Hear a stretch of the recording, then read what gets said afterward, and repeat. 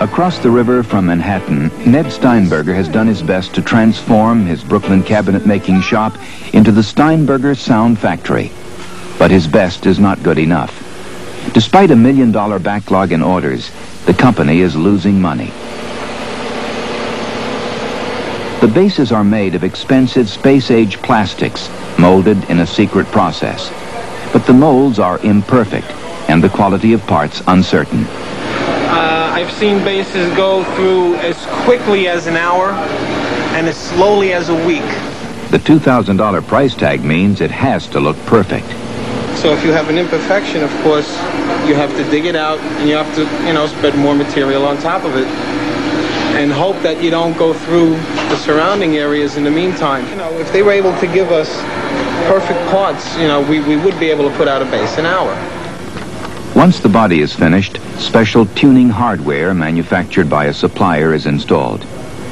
A cover plate, also made by a supplier, is machined and fitted. Inside are fairly standard electronics. Finally comes a patented pivot plate and leg rest. It's fine. This week the factory produced only 6 bases. It's half what the company needs to cover its overhead. And no amount of pep talk will change things amidst the dust and confusion of the Brooklyn shop.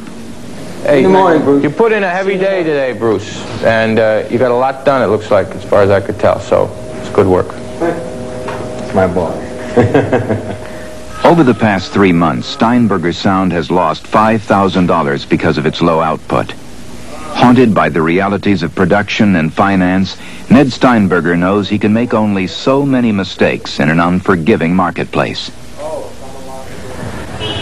48th Street, New York, Music Row. It's the world's toughest market for instruments. 7 stores collectively do $50 million worth of business a year, half of it in electric guitars and basses. It is here that a new product must prove itself. Quality counts, but so do fad and fashion. Almost female. There's a lot of sexuality in their instruments. They're very curvy and very round. These 2 guitars over here are called bitches. The kid off the street will go, wow, that's something different I've never seen before. Now in stock, only available here, the Steinberger bass. And if you're in the window on this block, you've made it. Or have you? Across the street is Manny's Music. He doesn't make enough basses, right? He doesn't make enough. If you only make 2 pieces and 50 guys want it, it's great to have the other 48 fighting for it, but they're going to buy something else in the meantime. That's their problem. If he could produce quantity and get it into the hands of the proper players and the proper dealers, which I don't believe he has them in now, I think he'd become one of the top 5 bass companies in the United States. To survive, Steinberger Sound must not only triple production, but also launch a new product, a 6-string guitar at a trade show only 3 months away. To do it, the company will have to move to a larger factory in the upstate city of Newburgh. Steinberger is driving there today to finalize a complex set of loan agreements. Not an easy role for a newly minted businessman. I've never worked this hard in my life before, and I never wanted to work this hard, and I don't believe in working this hard.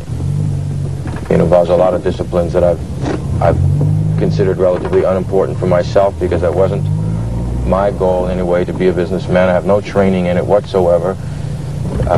Strictly by the seat of the pants, and I feel somewhat insecure in my role.